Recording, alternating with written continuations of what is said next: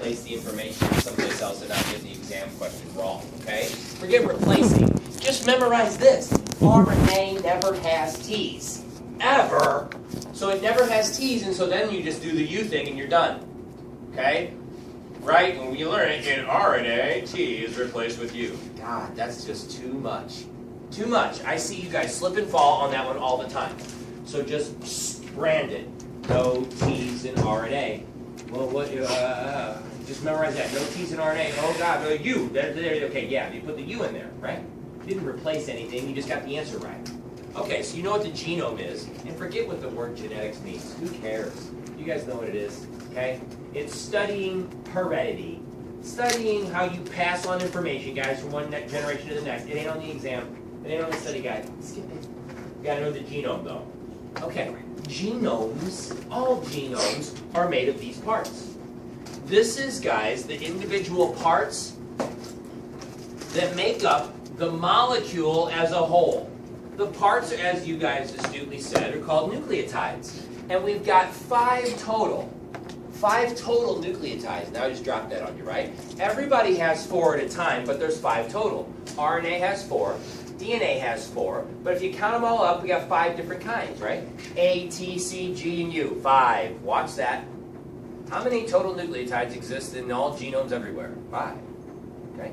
But DNA and RNA only have 4 at a time. Okay. You guys have to know what's called the Chargaff rules, but forget Chargaff and his rules, just know the base pair rules, okay?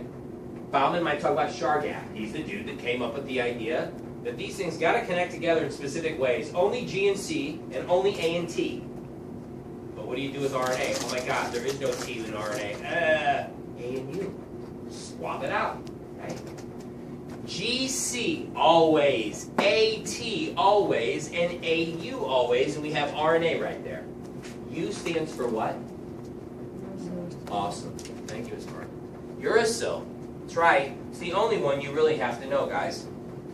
All the other 4, forget about it. GCTA, Google it on the phone, bathroom break, gotta go. Can I go to the bathroom? Yeah, be right back. We really don't do this on a job interview. I know, it's an emergency. All right. So, GCAT. This is how we hold DNA together, by the way. DNA is a double helix. I know you guys have heard that someplace, okay? It's a double helix. What do you mean? Well, it's got 2 strands, and it's like taking a rubber band, everybody, and twisting it twice. Take a rubber band, right? Twist it twice, and that's what you get when you see DNA, okay? And it's held, those 2 strands are held together by the base pairs. One strand's got a T, one strand's got an A, we connect the base pairs together, the DNA is a double helix now. Those are dotted lines. Those are chemical bonds, right? Okay? Yeah, those are chemicals. They're held together, they're bonds, yeah? What kind of bond is that? Hydrogen. Yeah. Hydrogen, because I said it about 3 hours ago, but hydrogen also, guys, because look, there it is, even in this damn book, dotted line.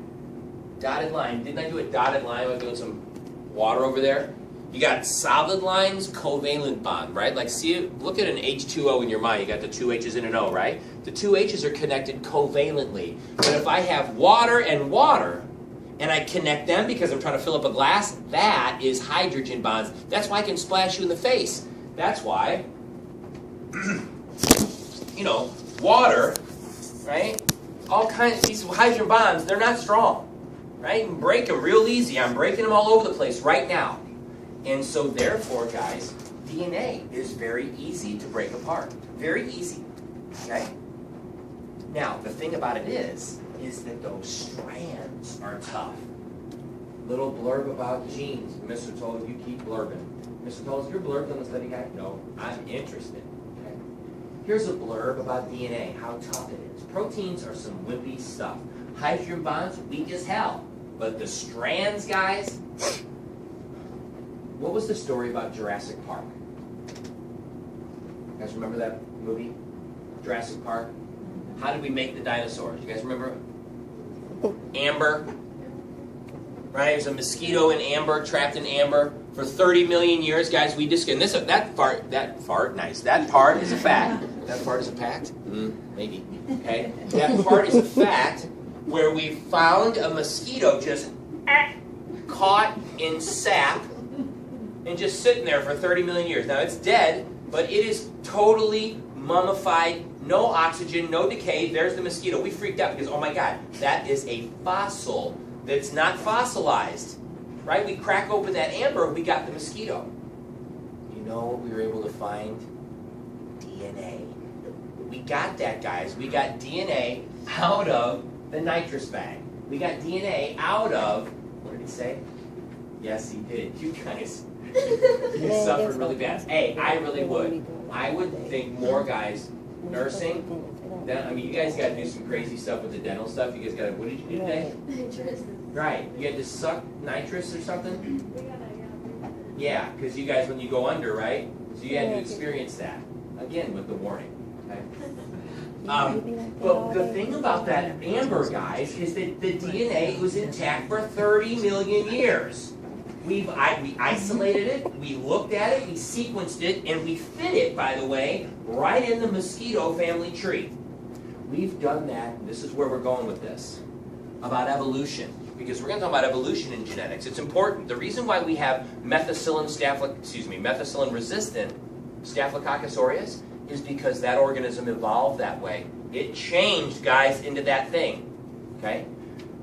We now know, for those of you who aren't on board, we're a little behind, it's okay. Evolution, guys, it's a fact. It's really a fact now. It was a fact before, and it was difficult for us nerd biologists to convince y'all folks, okay? But now it's a fact. Smoking gun, get out of here. You don't believe it, you just don't believe in anything. Because we have now isolated DNA from dinosaur bones. DNA out of dinosaur bones, and it goes, does anybody know, if I was going to take the tree of life, right, and I got to wad the DNA from a dinosaur, and first of all, there's some folks in here at the family picnic who have relatives that don't believe dinosaurs walked the earth. And there might be some of y'all in here right now, okay? It's my duty to tell you that dinosaurs, okay, exist. Okay? That they exist. Yeah, Laura, not today. Existed. Right? It's a fact. Go to the Field Museum, guys. Sue, sitting there in the middle of the Field Museum in Chicago. That big old freaking thing is full of bones. And how do we know that they existed? I just told you how. We pull DNA out of those fossils. DNA is a life thing. You don't just be make-believe having DNA in your bones. Come on, ACTG. Does anybody know? Where do dinosaurs fit in the family tree? I throw that DNA against the family tree, and where does it sort out? Does it go hang out with the frogs, lizards, snakes, mammals, birds, bacteria? Where does it go, do you think, guys? Very good. Very good. That birds, everybody, birds are dinosaurs. Thank you, New York educated human being. Okay? Birds are dinosaurs. It's hard to think that. I know it is, okay? But we've identified, guys, we've got we have 35 different species that we've now described from shale in China. None of this is on the exam. Shale, a specific kind of rock in China, pulling out of the ground dinosaurs that have feathers. Okay? You guys ever watch Dinosaur Train with your kids? Yes. Dinosaur Train. What? That's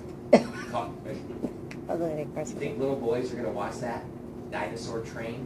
That's like putting fat and salt and sugar in the french fries, guys. Hell yes, I watch the Dinosaur Train. Right? Dinosaurs, trains. It's go time. Okay? So, the PBS show, right, public broadcasting, and the paleontologist that's geeky guy, you know he's a paleontologist, seriously, just listen to him talk, okay? It's not hard to imagine that guy's a paleontologist who did nothing but study all his life, okay? We've got why am I saying this? The dinosaurs are illustrated in that cartoon. T-Rex has feathers. That's not an accident, guys. We think, and we might know, I'm not sure if we know, we think T-Rex had feathers. We know there are 35 or 40 other species that are in T-Rex's family picnic, not family tree, picnic, okay, that are feathered dinosaurs. So what happened is, we got this little group of dinosaurs that kind of lost their teeth and lost the tail. Birds don't have tails. Lost the tails, hollowed out their bones, said, man, I'm taken to the air. And once they went into the air, it was boom, explosion, right? You can really get some things done hanging out in the air, not worrying about anybody on the ground. I'm going to go up to the top of that tree and eat those berries while you're scratching around on the ground, fighting with a million different birds, right? A bunch of pigeons on the ground. I'm going up in the tree. The dinosaurs were the New York pigeon, right? Eating the garbage off the freaking ground, right? Or they feathered rats. What are they? Rats with wings? Really? Right? It's an advantage to be able to fly. So boom, explosion. I'm saying this because DNA is also evidence, guys. DNA is evidence in biology. It's evidence of mutation. Like we look at Staph aureus, the kind that's resistant to methicillin, we look at its DNA. It's different than the staph infection we have under our fingernails. Well, I should say the staph that's about to be an infection when we scratch our skin when it's under our fingernails, i.e. wash your hands, right? Clean under your nails. I got to remind my son, clip your nails. He's 9. I got to remind him of every damn thing, okay? Clip your nails. Why? Well, because you look like a Hoosier with all the dirt under there, first of all. St. Louis, okay? But really what it is that Dad's a micro teacher and there are more species under those nails than you want to think about. And one of them is Staph aureus, and when you scratch, it could be really bad for him, okay? So, evidence, guys. DNA is evidence of mutation and evolution because as you change your DNA over time and you start to look different, you have evolved, okay? Guys, we're the last country on planet Earth to get this around our brain about how we can do spirituality and evolutionary biology at the same time. Europeans do it, Africans do it, Asians do it, okay? United States with this Quaker fire and brimstone crap, okay? This fundamental stuff, been hard to shake, real hard to shake. It's gotten in the way of information. Guys, when the Pope comes out, the dude with the hat, when he comes out and says, guys, I know we killed Galileo, that was wrong, okay? Yeah. You know, he was just trying to say that the earth is round, okay? We killed him for it. Or did we lock him up? Made him feel real bad for it. We might have killed him. But, I'm telling you, evolution, the Catholic Church accepts evolution. That's over 1 billion folks, guys. Okay, it's the Pope saying that. He didn't have to say that. He didn't have to. You know how the world works. He didn't have to say that. Why is the Pope saying that? Because the evidence is indisputable. Anybody who's disputing it is disputing all kinds of stuff. And by the way, that's okay. Do what you want. But if you want to know how the natural world works, I'm telling you, things evolve out here. Okay? All right. So, 5 prime, 3 prime. Okay. DNA has 2 ends, two strands, right? Like a railroad track. Right? 2 sets of tracks. Is that right? 2 sets of tracks? I don't know. What the hell? Train tracks, you get it, right? 2 whatevers where the wheels run. The thing about DNA is that, guys, one end looks a certain way. One end of the track looks a certain way. And the other end of the track looks different. And what I mean by the same and different, now I'm just going to tell you molecularly what we're talking about. One end of DNA always has a certain carbon, here we go, a certain carbon sticking out. And one end of the DNA has another kind of carbon sticking out. Still no 5' and 3' yet, here it comes. When we say 5', 3', part of it is we want to scare you guys away from applying for jobs in biology, okay? We say 5' and 3', everybody starts running. Great, I'm going to apply for this job and get it now. Okay? 5' and 3' are just talking about carbons, guys. That a little bit of chemistry helps here. Do we need chemistry to get into micro? Do you guys need fundamentals to get in here? I don't know if you do or not. No. I don't know. It would be helpful. A lot of y'all already have it. But if you have a little bit of chemistry, you know what carbon is, okay? But you need a couple other courses to start talking, maybe organic, to start talking about the numbers. So, in this ring, guys, these are our bases, okay? All nucleic acid has a sugar phosphate backbone, and we said this earlier tonight, right? And what we say, nitrogenous bases. Nitrogen, there it is. Nitrogen, there's an N, there's an N, there's an N, N, N, N, N, N, right? We get our nitrogen from our nucleic acids, right? We talked about that tonight. That's an example why, the bases. Okay, but again, 5 prime, 3 prime. The 5 prime, 3 prime happens to be specific names of carbons in that sugar ring. That's all it is. Let's get the intimidation off of this crap. We are not biochemists, guys, but that looks like biochemistry to me. Okay, it looks like organic too, which is just a little more chemical than biochemistry is. A little more chemistry than bio. But let's learn how we number carbons. Okay? Real quick, it ain't hard. Now, I'm not going to give you guys a ring and say number it. I just want you guys to find where the 5 and the 3 is. Because, I got to show you, because we're abbreviating on top of everything else, which is kind of inappropriate. At this level, we should make that ring look differently. Because in organic, guys, we abbreviate. When we use carbon, we don't write the C's all the time. Eraser, right there. Good. All right. This actually erases, though. I was told I have ADD because when I was a kid and I was sitting where you guys are, I would hate the teachers that erase like this.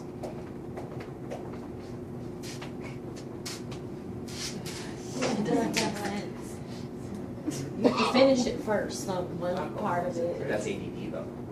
That's more OCD. OCD. Yeah, I'm not obsessive about it. I'm just saying I don't like it, Katie. Where I'm concentrating on this, and actually one of the nursing faculty called me out on it.